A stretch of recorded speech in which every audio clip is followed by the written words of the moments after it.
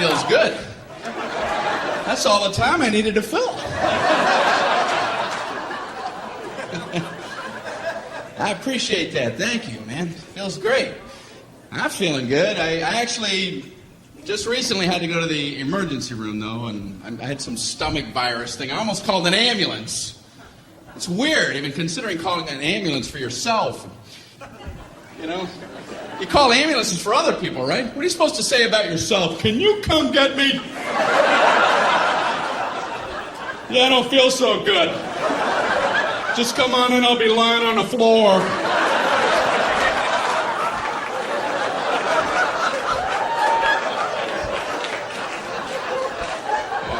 I'm just looking at the phone going, I don't know how to do this.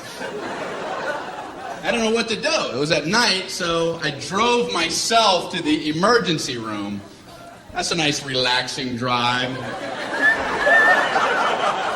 No, after you. Merge, everybody, merge.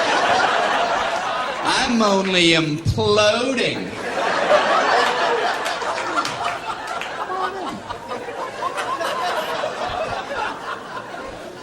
So I pull up at the entrance to the emergency room. No valet parking. I mean, if that's not the biggest oversight in our solar system.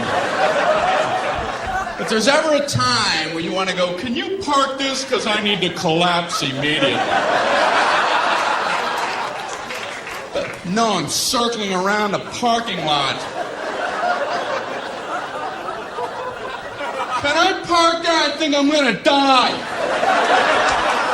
I'm dying too. Okay, go ahead. Yeah, I'll go up a couple levels.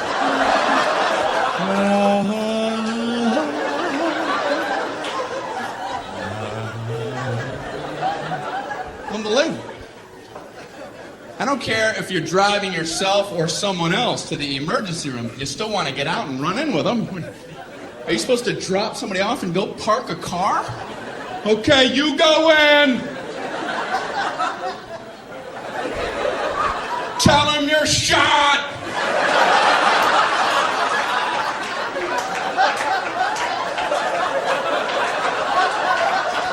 Ask them if they validate. Unbelievable.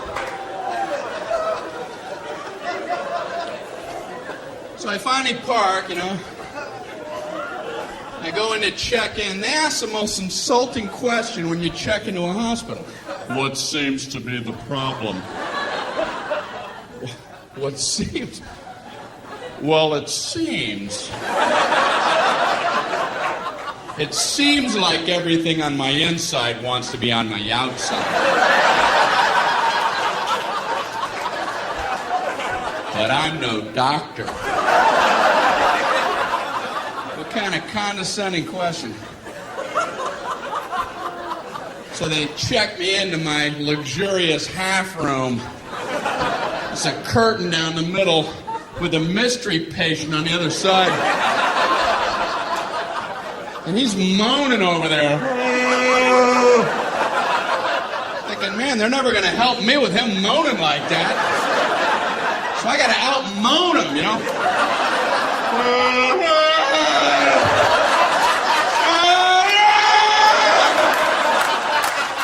Quit moaning, we're all hurting. The whole floor is like a haunted choir. It's got to be hell to work in this environment.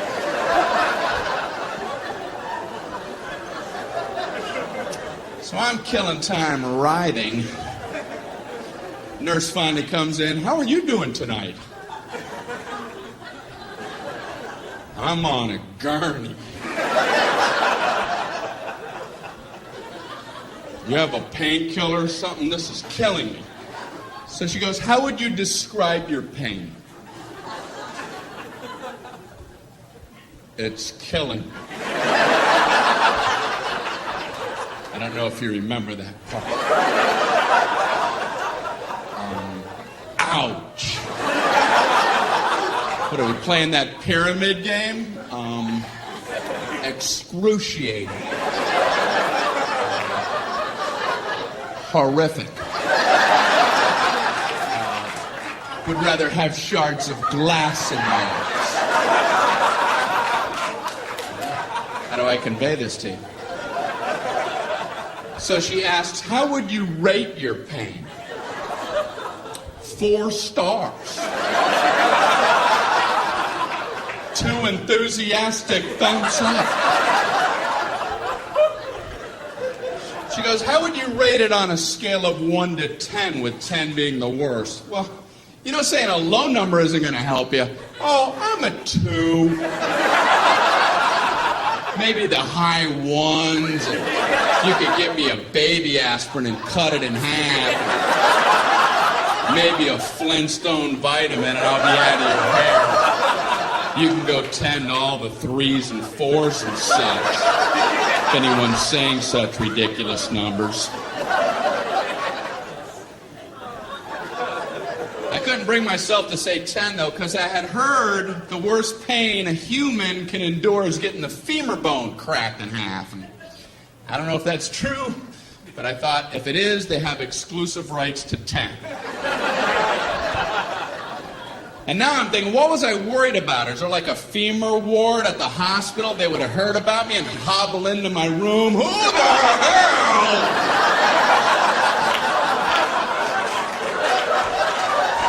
had the audacity to say he was at a level 10? You know nothing about 10. Give me a sledgehammer. Let me show you what 10 is all about, Mr. Tommy A. No! No! How can I possibly say 10? I can't. So I thought I'll say 9. And then I thought, no, childbirth. I better not try to compete with that. And then I'm thinking, you know, it must be hell giving childbirth when your femur bone's cracked.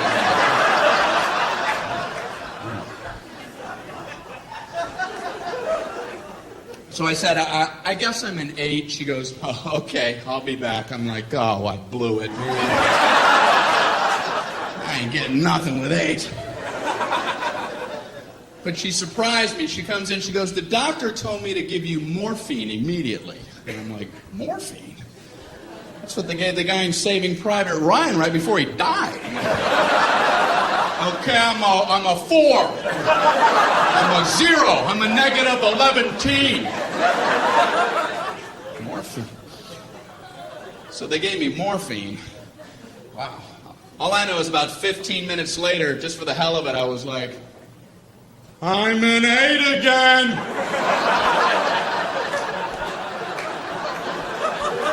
Guess who's an 8? And they finally checked me out. I'm walking down the hall going, say 8, say 8, say 8, say 8. Happy 8 day. Did you get some 8? Did you get any 8? What am I throwing? You can't throw a number. Johnny Appleseed, did you get any 8 over there?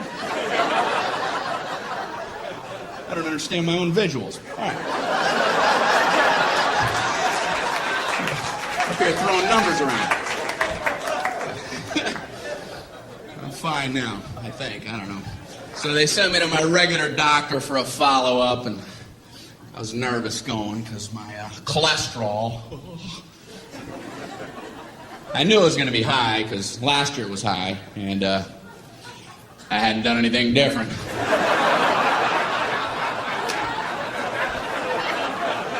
What are the odds your cholesterol is going to plummet for no reason? Come on, 200, come on! 337, how can that be? I had Burger King coupons in my pocket. It's inexplicable.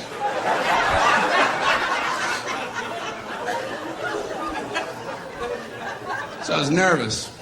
And I realized that's the only time as an adult that I feel like a little kid. Is when I go to the doctor. You didn't do what I told you, did you? No, I didn't.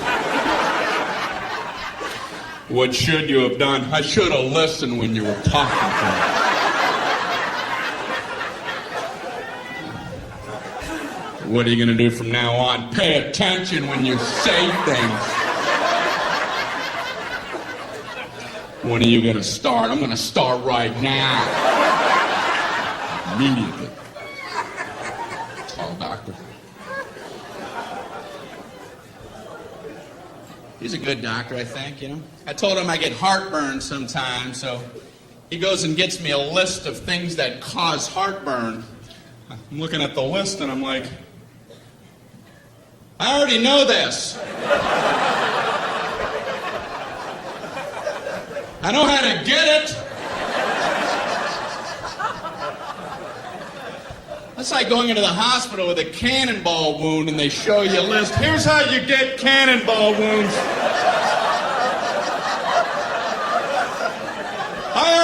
I have a cannonball wound.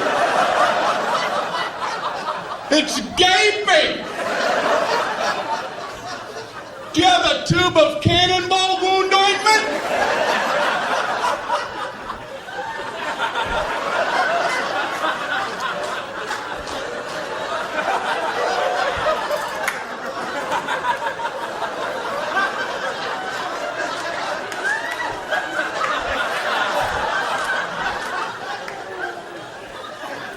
Number one, do not stand directly in front of a cannon. How true that is.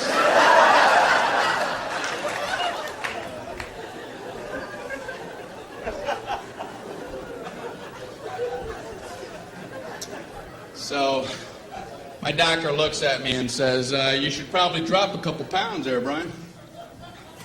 Thank you. Only your doctor has carte blanche on insults. He just insults you for a while, and then you pay him for the insults on the way out.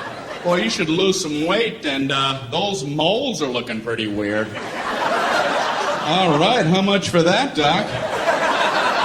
When can we get together again? Big fat mole man walking out of your office. Thanks for the confidence boost. I'm off to the Macy's Day Parade. Grab a rope! What does he care? You're big and you're ugly. Next. He does care. Doctors are good people. That's why they avoid the word pain. It's a buzzword. They won't hit it a lot. They don't want to scare anybody. Doctors will tell you all about pressure.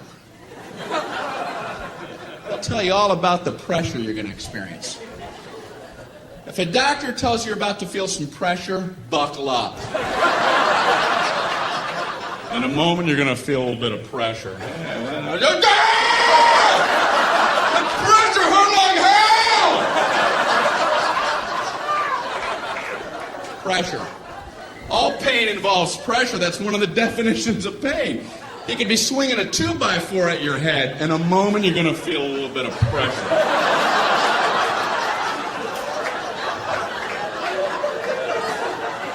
Hey, bring it on. I'm good under pressure. I like pressure situations.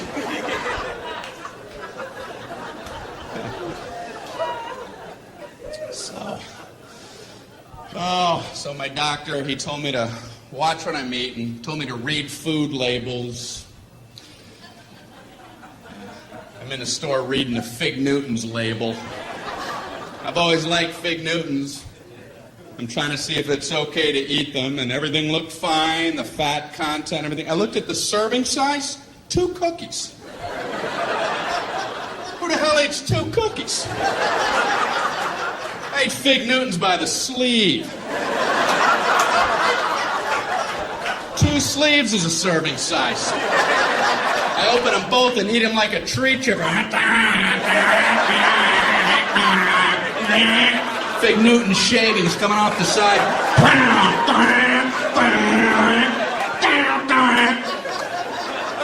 And I put a Newton catcher and empty that bag out as a snack. What the hell are they talking about? 2 Fig Newtons. They're the size of a postage stamp. You want another one? Oh, I don't know. I've already had 2 whole entire Fig Newtons.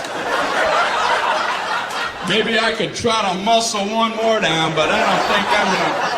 I am stuffed up to the rafters. They're nuts. We got an ER here. We got a 3 Newton eater. How many did he have? What is he, nuts? Doesn't he read?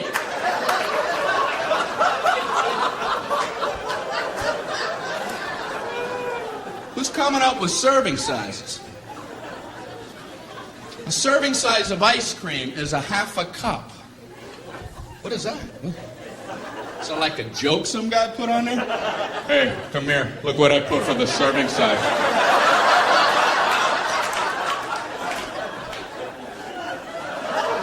Did you see? I just did it as a joke, but they're going out like that. I don't know what to do. Just let it go. I guess there's nothing you can do now. You ever know anybody to eat a half a cup of ice cream? Hey, you want to go grab something to eat? Oh, no. Not a half a cup of ice cream. Yeah, a whole half a cup. I just kept eating and eating and eating. I must have had 2 spoonfuls.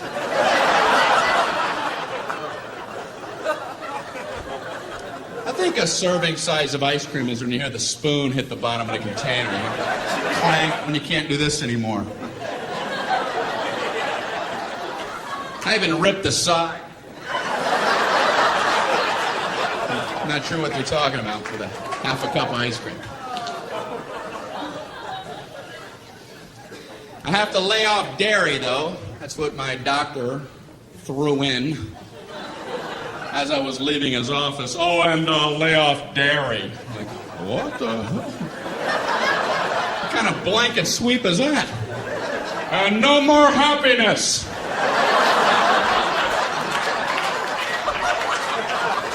Away with you! What does he care? I'm trying to lay off dairy. I'm in the supermarket with my little cart, and I'm trying to avoid the dairy aisle. I can see they all have party hats on over there.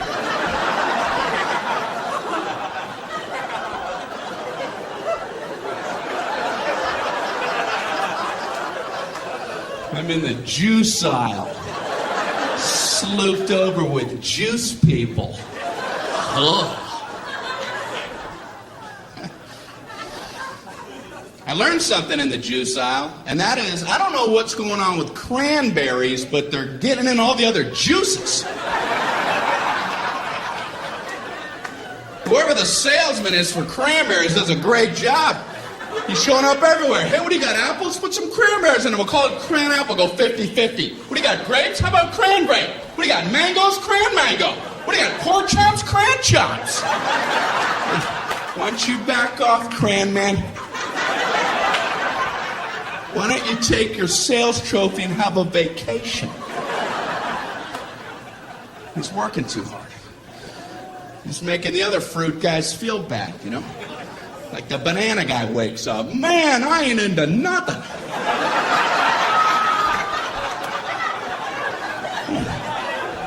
Cram man's all coupled up.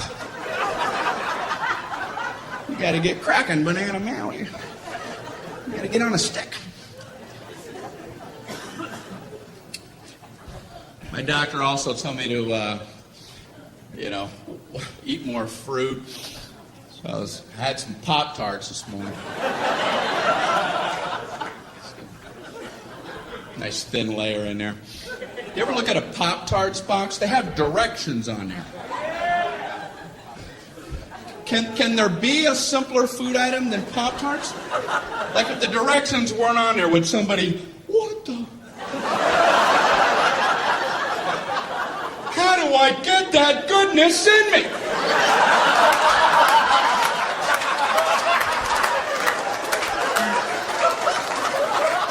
What do you do? How do you get it done? You read, man. That's what you do. They have 2 sets of directions. In case you don't understand one set, you abandon that whole track and get on something a little easier for yourself. They have a set of toaster directions which, believe it or not, is more than one step. How could there possibly be more than one step? I can only think of one. Step one, toast the Pop-Tarts. Go ahead, toast them. Hey, are you still reading this?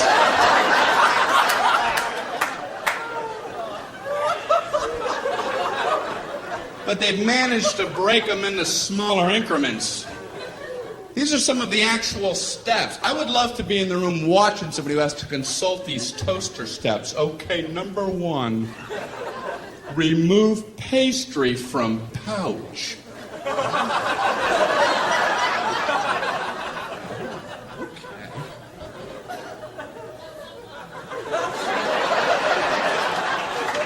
I see where they're going with this. We're banging on all cylinders now. Number two, insert pastry vertically.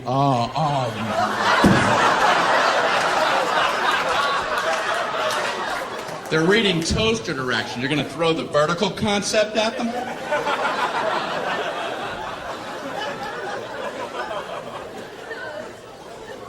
Then they have a whole set of microwave directions. That just blew me away that you could actually microwave a Pop-Tart. I mean, how long does it take to toast a Pop-Tart? A minute? If you want them dark? People don't have that kind of time. Listen, if you need to zap fry your Pop-Tarts before you head out the door, you might want to loosen up your schedule.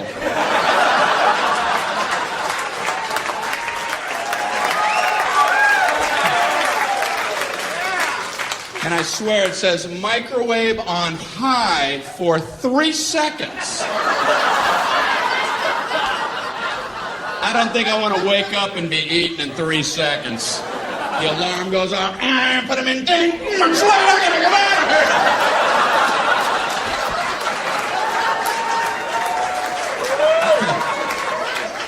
here. If you're waking, eating, and hauling in 3 seconds, you're booking yourself too tight. Pick up some Montana brochures or something. You're not living properly. We just moved. I called UPS to ask them to help out with some boxes. And, now, they're a good service, but you have to have information ready about your boxes before you even call them. I had no idea. I called them up. Yeah, I have 10 boxes. If you come pick them up. We need to know the weight and the girth. Okay, goodbye.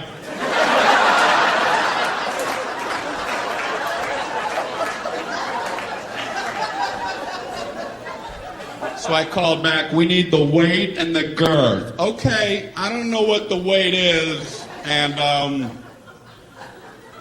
I don't know what girth means.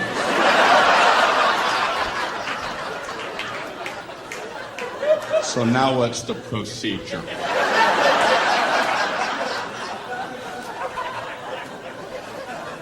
So this guy talks to me like I'm 4 years old. Well, do you have a bathroom scale? Yeah, but if I put the box on a scale, it's going to cover up the numbers!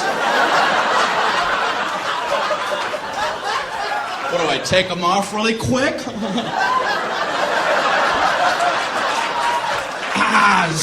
I'm not fast enough!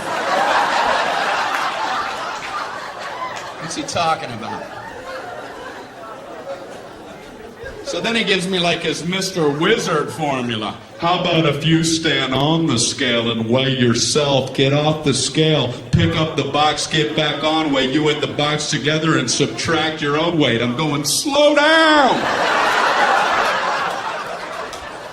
Hold on, Professor!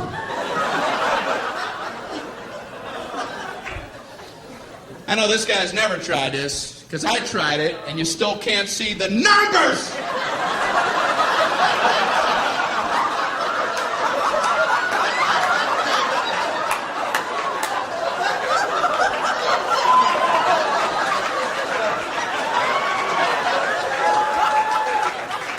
What am I, Mr. Olympia?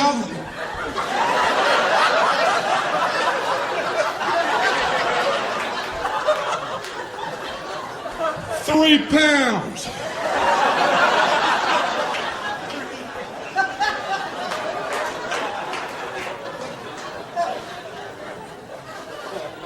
Then I had to hang up in the middle of his girth formula. He kept assuring me it was easy. You know, the girth is very simple to figure out. You take the length and you double that by the smaller of the height after you triangulate the hypotenuse from the third side. And, okay, I gotta go. I'm getting another call. Yeah, I'm too stupid to talk to you. I just want to not be on with you any longer. So this is true. I figured I would call back and just make up some numbers, you know. Let them come out and pick them up. If it's wrong, I'll pay the difference. Just dispatch the truck. Please. So I called back. Yeah, I have 10 boxes, and no, I'm another guy. Yeah, and they all weigh exactly 22 pounds, and they'll have a girth of 3. 3 what? 3 girth units.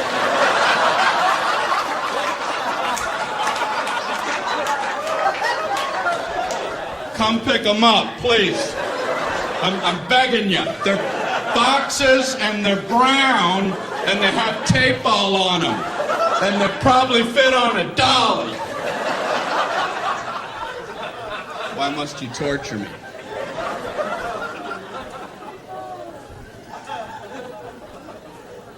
We needed a refrigerator for our new place, and I've never bought a refrigerator in my whole life. I went into the appliance store. There's like 900 of them lined up.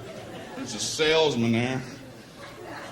What's this guy supposed to say about refrigerators? Well, you have this refrigerator right here. This keeps all your food cold for 600. You've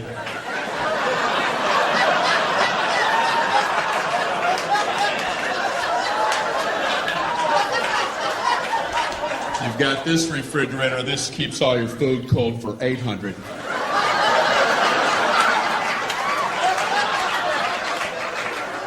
Check this out. 1400 keeps all your food cold.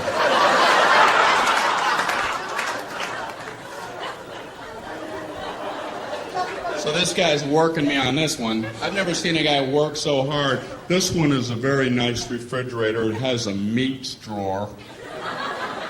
And what you do with that,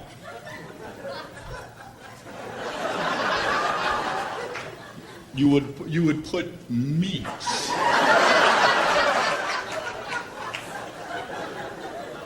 Whatever varieties that you would choose, these would be your meats. So there's no requirement on the types of meats. You could pick bacon,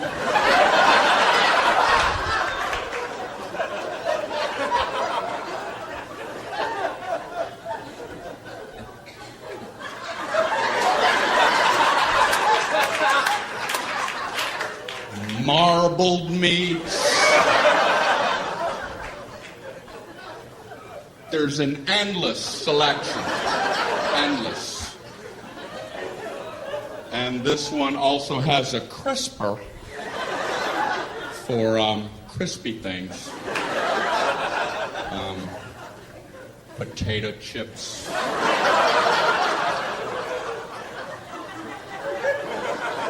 Look in the door when the door's open. This has an egg area. And that's a very nice thing. It's an area for eggs. You put them all in the egg area. You come home and you go, hey, where are the eggs? Right in the egg area.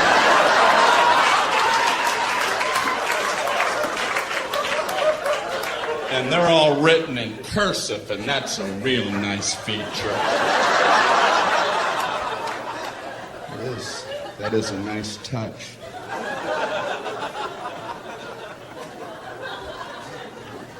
We also had to get the phone turned on. I'm at my friend's house. I call the phone company. Can you turn on our telephone? Okay, it's going to be a problem. I figured. How? Why? It's just going to be a big nightmare. That's our policy. It's going to be a nightmare. Something about hell on earth.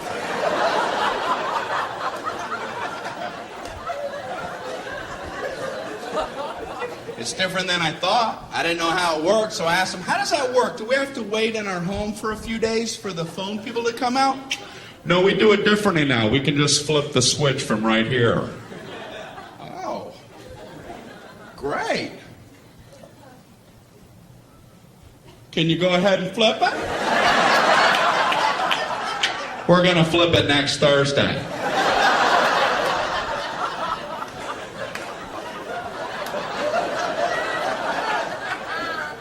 Can you flip it right now? We're going to flip it Thursday, late, or Friday, or sometime in November. Can you see it from where you're at? Can I come down and flip it? What do I know? I guess there's only one flip switcher and he has a lot to get to.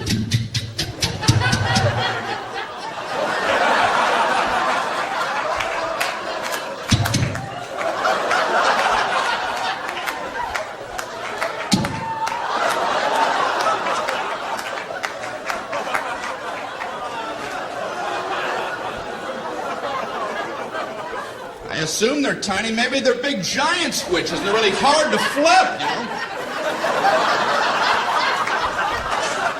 Man, he's never gonna get to my house. I want to go down there and cheer him on. Go, switch flipper, go! Flip them switches! Flip them good! Switch flipper! Get him riled.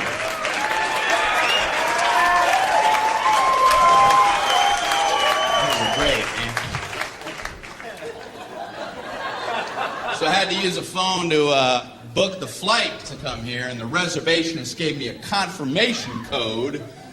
And like I'm an idiot, she gives it to me like this. Mr. Regan, your confirmation code, jot this down. It's B as in boy. Oh, okay.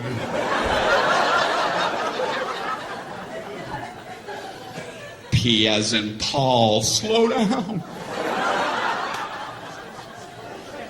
K as in kite. Oh, I know kite. I know all about kite. And Q as in quagmire. Give me another word. I want to fly so badly. I called back to confirm the flight. She wanted to know the confirmation code. I don't know about you, but I feel like an idiot trying to quickly come up with words for letters. And I'm panicking on a phone. The confirmation code, it's B as in,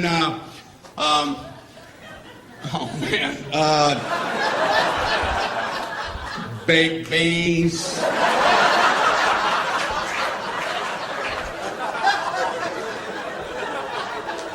P as in pneumonia.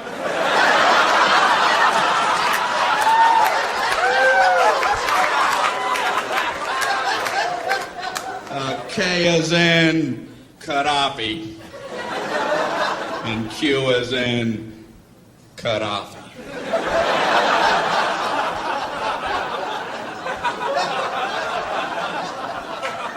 They only do that with letters. Nobody ever does that with numbers. My code, it's 4 as in 423.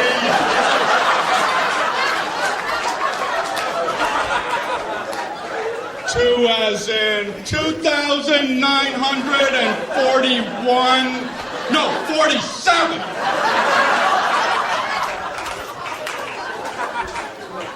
Pretty short code. Sometimes you'll get a confirmation code that includes zeros and O's.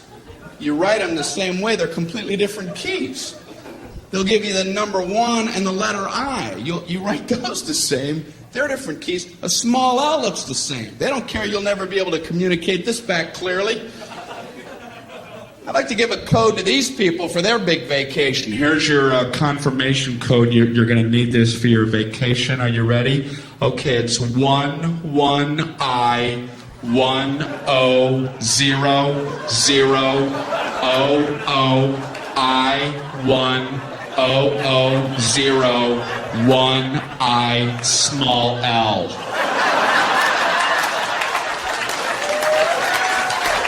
Yes. Bon voyage.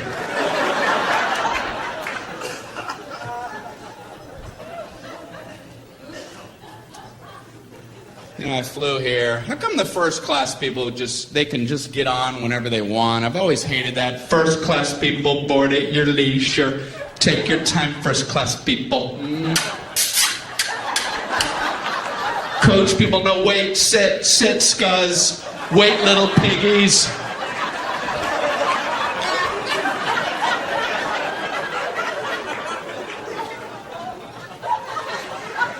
So when you do get on, the first class people, they're already sitting there. They're all sprawled out in their big thrones. Bring me the head of a pig.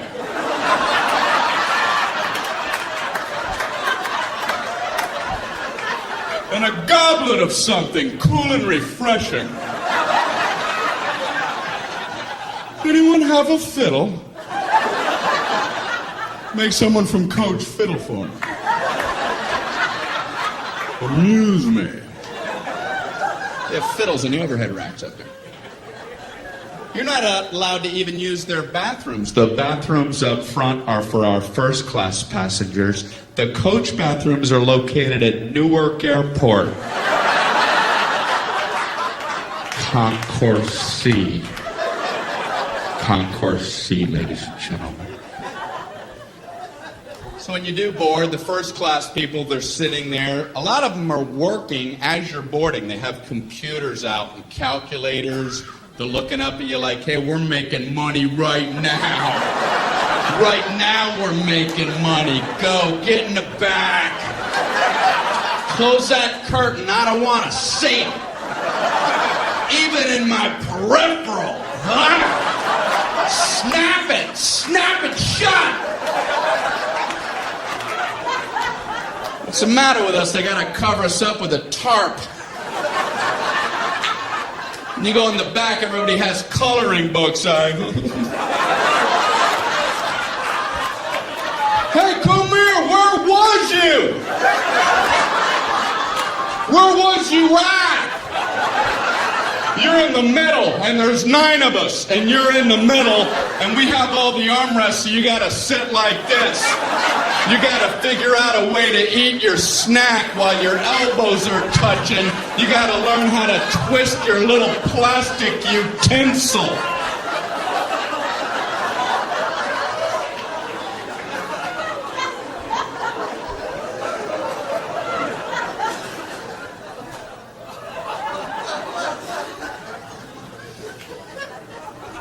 I like to sit way in the back. Way in the back. Except for one thing, all the good meals run out, you know. You're poking your head out from row 199. The flight attendants are this big.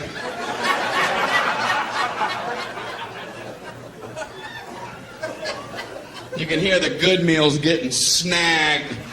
We have a turkey sandwich, a chicken quesadilla, and a cold fish head. I'm just...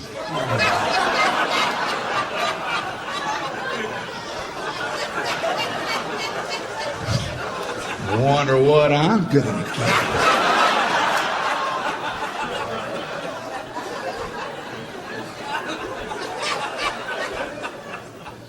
So when they get to the back of the plane, they have to do that flight attendant psychology game and pretend like the good stuff never even existed. It never even was.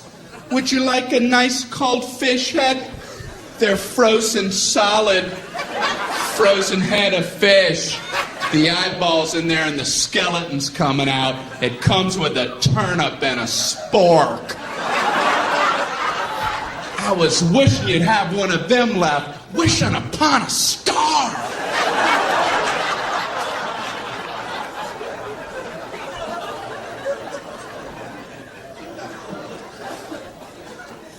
But I admire flight attendants, man, I really do. They put up with a lot of garbage from people.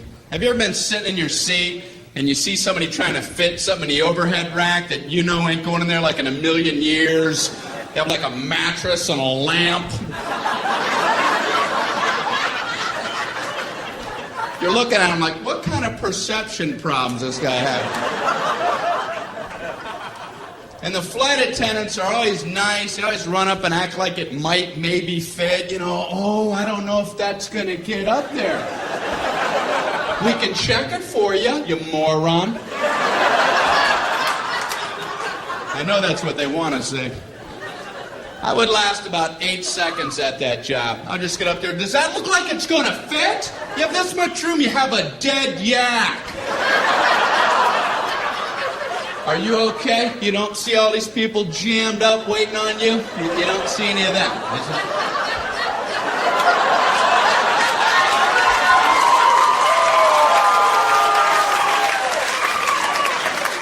Oh, this is your world. It's all about you. You let us know when you're all set, Captain You Planet.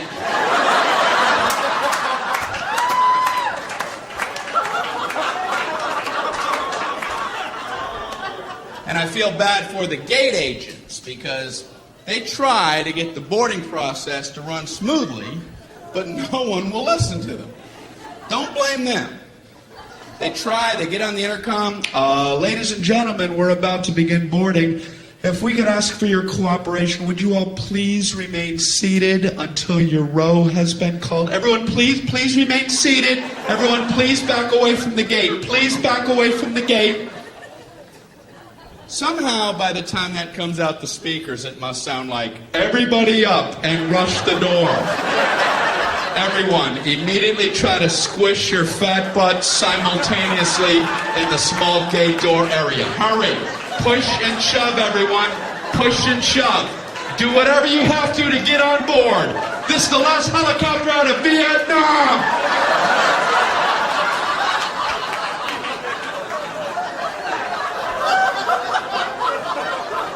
I'm embarrassed to be human. I want to get on! You're gonna get on. I want to get on before everybody else!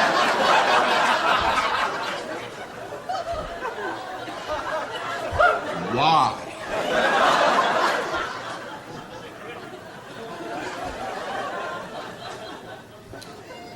Human beings, man. I'm sure you've been at airports with the moving sidewalks. You know the whole stand right, walk left concept? Well, for some people, unlearnable.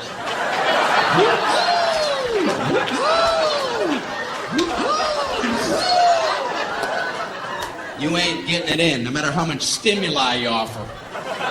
I've been on them where I don't understand how people don't see that that's the system. There's a big yellow dotted line going down the middle, and it's stenciled every 3 feet on the sidewalk. Stand, stand, stand, stand, walk, walk, walk, walk. On the handrail, stand, stand, walk, walk. Up here, stand, walk. Pictures of people standing, walking. And I've seen footprints together and apart. And you still have people riding that left handrail. It's fun to fly.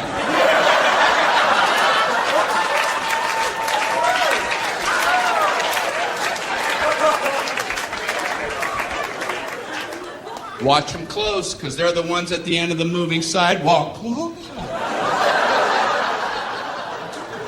Something changed. Something changed.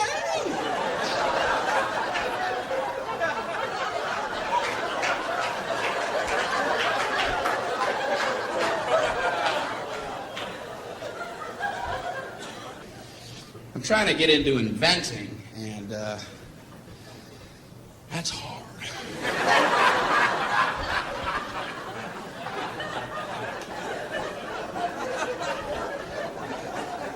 I know what I'm going to try to invent, you know. I don't know if I'm being overly ambitious, but I'm trying to invent an ironing board that when you open it, it doesn't sound like this.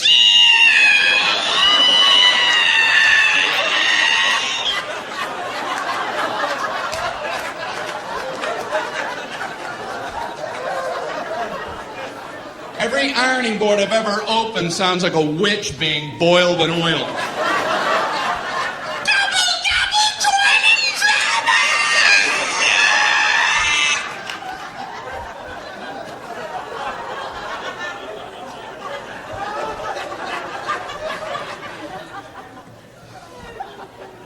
You ever just look at an ironing board? Can you imagine getting that approved in today's safety-conscious world? What did you want to get an approval on? I call it an ironing board. I want to have like a surfboard-shaped device about this high, and I want to support it with two thin crisscrossing poles so the center of gravity is precariously high. So the slightest nudge would be sure to topple it. Then I want to put a big hot metal thing on the top of that with water, the temperature of lava oozing out the sides, dripping off the board for burn wounds. I want one side to be a white hot heat for scarring. I want the sheer weight to be able to cause blunt force trauma. And I want the whole thing to come to a point for puncture wounds. Oh. It seems a little unsafe for adults. I'm not finished. I want a cord coming down so you get the toddlers involved.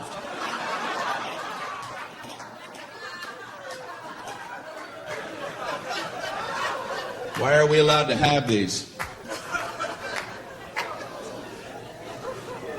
Inventions intrigue me. I was reading about the walkie-talkie, and I read it was a military invention. That surprised me, because usually military stuff has strong names, you know, Apache helicopter, Tomahawk missile. Walkie-talkie? How did that slip through the system? It's a general talking to some guy. What do you have there, soldier? Well, it's a new communication device. It's untethered, which will enable the troops to speak effectively when they're in the field. What's it called? Walkie-talkie. Look, I'm walking and I'm talking. Now you walkie-talkie, General. I'm walkie-talkie. Are you walkie-talkie?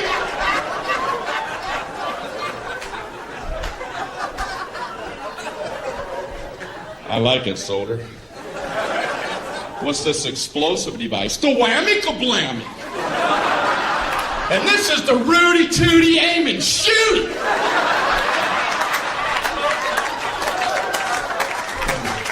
Walkie-talkie.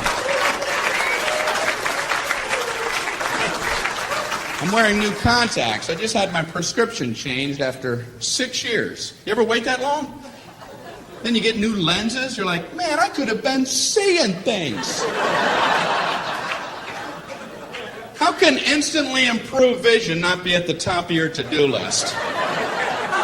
I'll see tomorrow. I don't have time. I don't have time to see clearly. No, I don't. No, I can't do that. You see what's on my desk?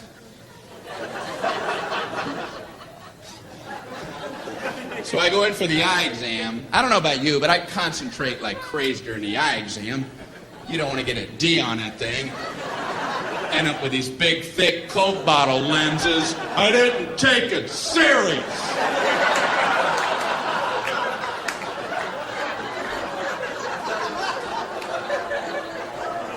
Are you still in here?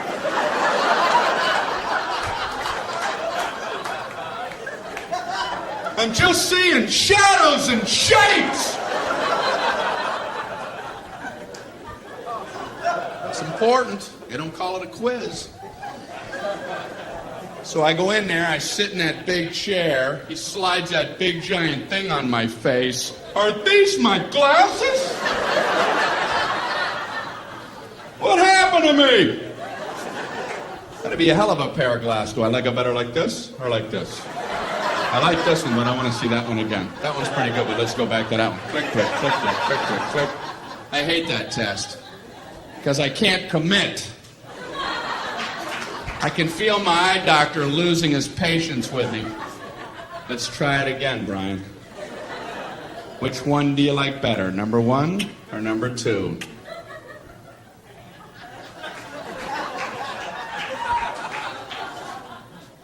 I don't like either one of those.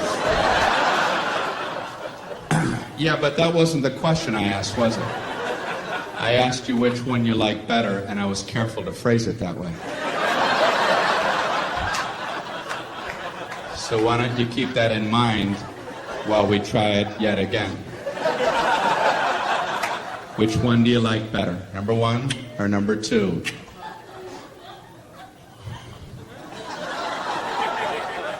They're about the same.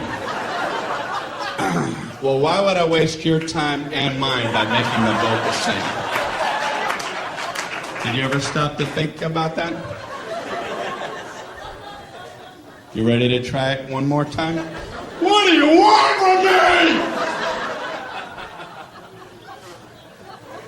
me? Way too much pressure during that entire exam.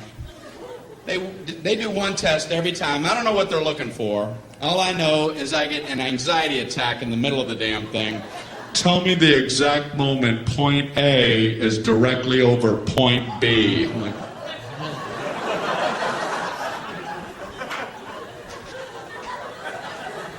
now! No, now! Now! Then! I don't know when it happened. I'm worried if I'm off by an eighth of a second, I'll get these big, giant Hubble coming attraction glasses. Oh, you must have messed up that A-B test. Did I ever? Grand opening. What are they helping me with? My ability to watch cars pass on the highway? They pass now! And they pass now! Man, how do you do it?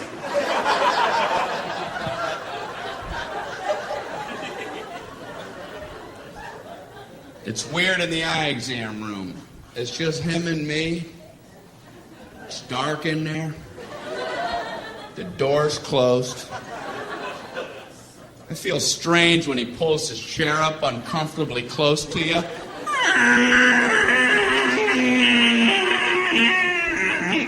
He's like this far from my face.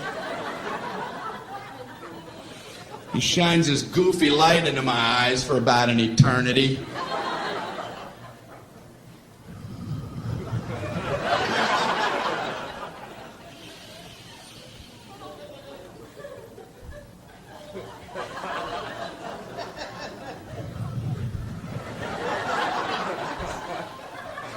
How you doing there? I'm a little uncomfortable. Can you back up a tad? Are you looking at my soul?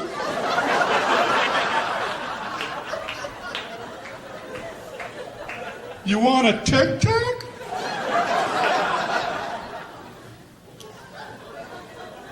So he says, you know you have one eye set a little bit higher than your other eye?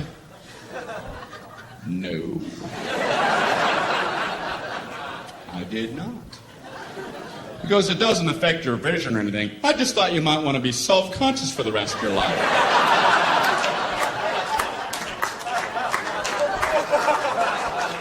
I went out to my car mirror. Am I some kind of monster? Is that a hump?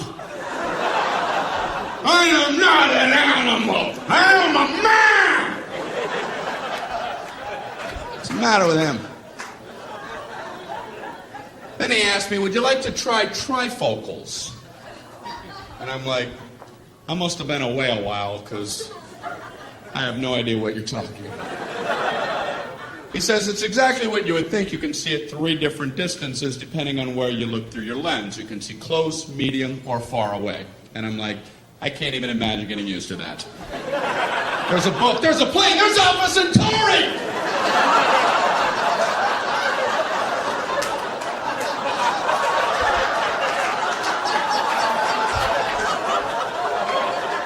Do people need this kind of range? Is that a fly in my nose? Is that a comment? I'm actually kind of quiet off stage. A lot of people don't realize that. I was at a dinner party recently. A bunch of people that I don't know. One guy talking plenty for everybody. Me, myself, right, and then I, and then myself, right, me. I couldn't tell this one about I because I was talking about myself, and then me.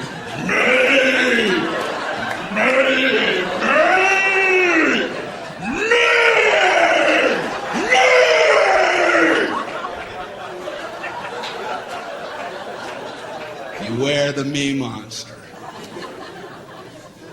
So I tried to jump in with a little story. I don't want to just sit there the whole night. Right when I'm done with my story, this guy goes, "That ain't nothing."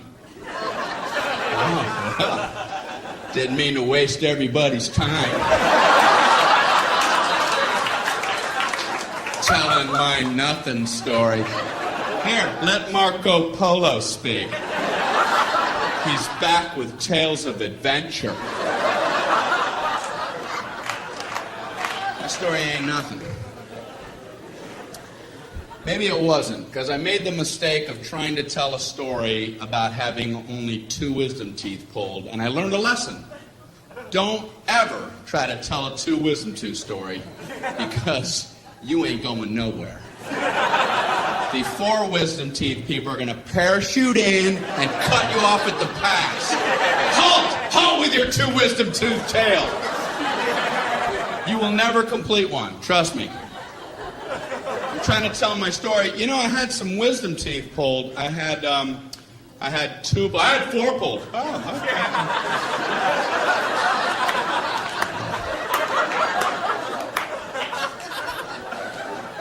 No, 5. No, 9. I had 9 wisdom teeth pulled. All of mine were impacted. They were all coming upside down. The roots are wrapped around my tongue, coming out my nose. They were tusks. I was a warthog. No anesthesia. They pulled them out with pliers. I was eating corn on the cob that afternoon.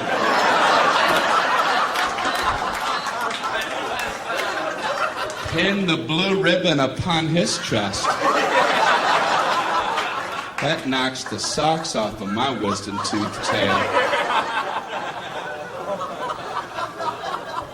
Why do people need to top other people? I've never understood it, and I see it all the time. Obviously, people get something out of it. At best, people wait for your lips to stop. Yeah, let's finish.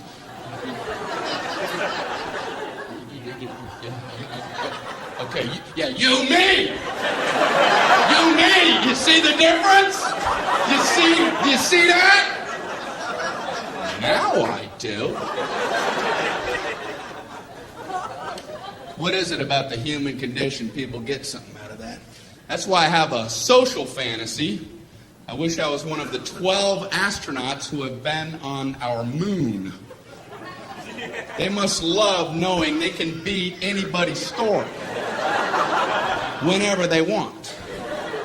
They can sit back quietly at a dinner party while some other person, some me monster's doing his thing, and let him go. Let him run with the line while you be quiet. Oh, really?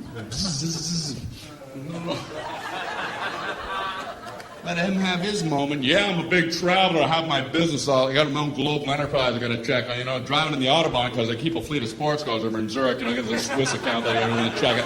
Mount Kilimanjaro expedition, might have to cancel that. You know, runways in Aspen are a lot shorter the first time you go in there. The Pacific Rim Company going to try to take that over. And global enterprise.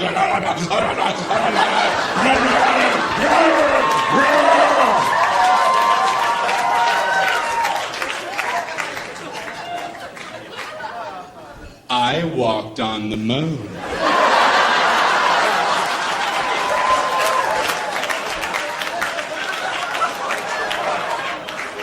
Oh, well, you have the floor, Moonwalker.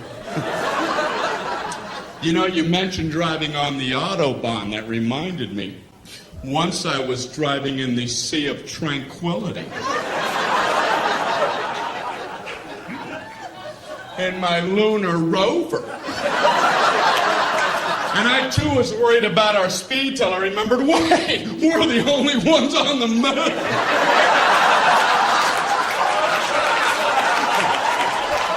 You guys are great. Thank you very much.